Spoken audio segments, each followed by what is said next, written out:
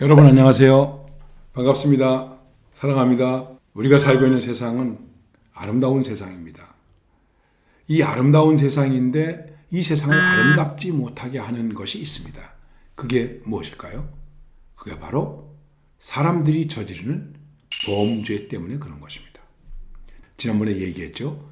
이 죄의 상태에 있게 되었다. 인간이 죄의 상태에 있게 되었다. 그 죄의 상태에는 원죄가 있다. 그리고 그 다음에 그 원죄 때문에 다시 우리가 삶 속에서 자꾸만 실수를 반복하는 죄, 이거를 자범죄, 내가 지금 잘못하고 있다 하는 것입니다.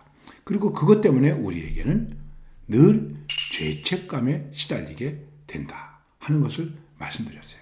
여러분, 우리가 욕을 누가 가르쳐 줬습니까? 여러분들에게 욕 가르쳐 준 적 있습니까?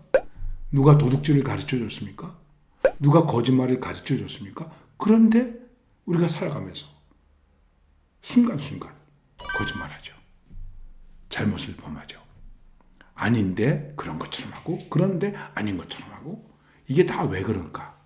우리가 원죄로 인해서 오염되었다. 이거를 부패했다. 이렇게 말할 수 있는 거예요. 그러니까는 죄를 가지고 있는 우리는 그 상태가 어떤 상태입니까?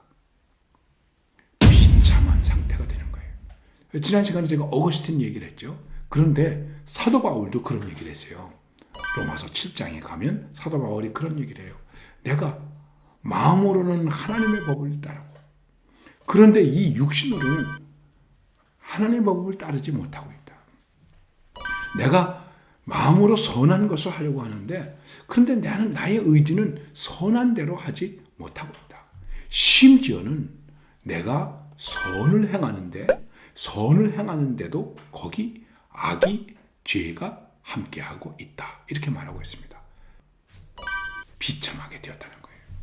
그런데 과연 비참하게 된 상태가 무엇일까? 왜 비참한 것일까? 하는 것입니다. 19번째 문제가 사람이 타락한 상태에서 비참함이 무엇입니까? 이렇게 말하고 있습니다.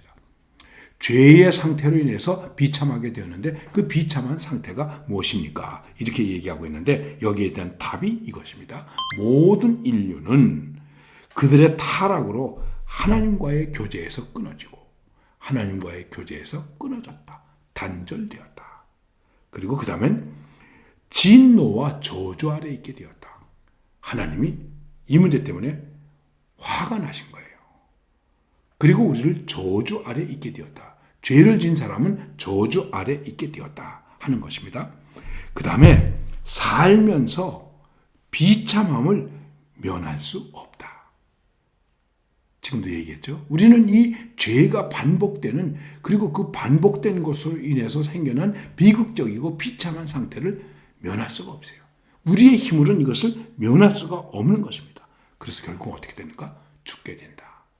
그리고 그 다음에 그 비참함의 상태가 무엇이냐 하면은 이것입니다. 영원히 지옥의 벌을 받게 됩니다.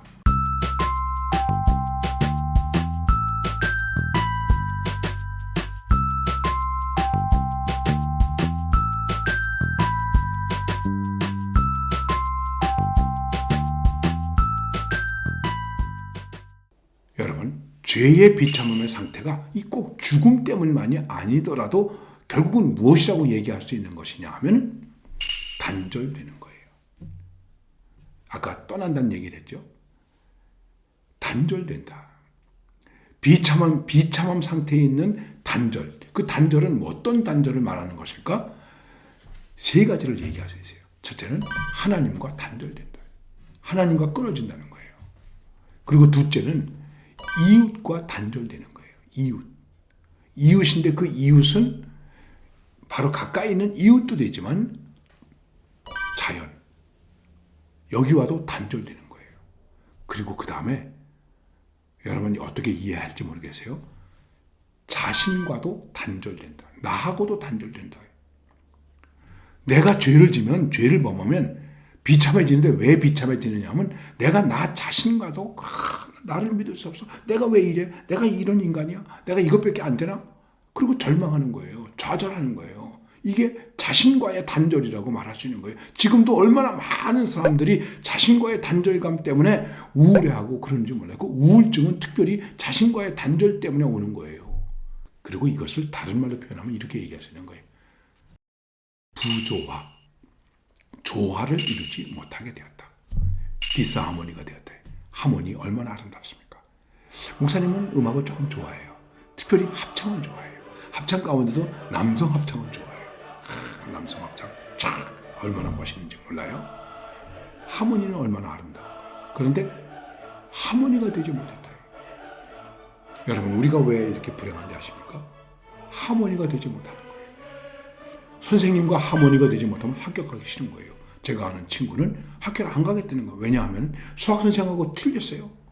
수학 선생님 보기 싫어서 학교 안 가겠다는 거예요. 그럼 이런 사람들 있을 거예요. 목사님 보기 싫어서 교회 안 나오겠다고. 혹시 그런 사람이 있을 수도 있을 거예요. 그렇죠? 선생님 보기 싫어서 학교 안 가겠다. 친구가 보기 싫어서, 난 누구 만나기 싫어서 어디 안 가겠다. 이것은 바로 하모니가 되지 않았다. 하모니가 되지 않았다는 것은 비참함을 의미하는 거예요. 연주를 들을 때 불협화음을 계속 들으면 그게 아름답겠습니까? 불협화음이 있게 되었다. 그게 바로 인간의 비참함의 상태이다. 그래서 바울이 말합니다. 사실 이거는 말이 아니라 굉장한 고백이에요. 아주 자기의 가슴 깊이 우러나오는 고백이에요. 누가 이 사망의 비참함에서 우리를 건져낼 수 있을까? 죄로 인해서 비참해졌는데 그 비참한 상황, 그 비참한 상황의 마지막은 죽음인데, 사망인데 여기서 누가 우리를 건져내겠는가?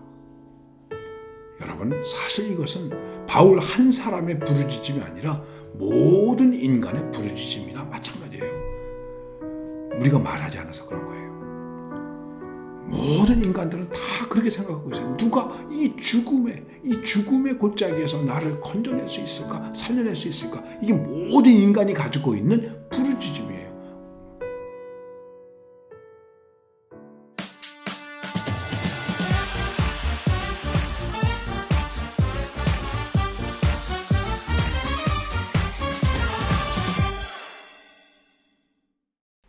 누가 우리를 여기서 건져낼 수 있을까?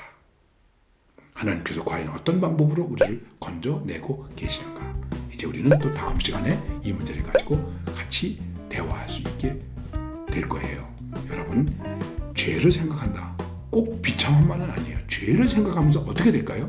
우리는 이 죄로부터 해방될 수 있는 길을 찾아갈 수 있기 때문에 죄를 생각해야 되는 거예요.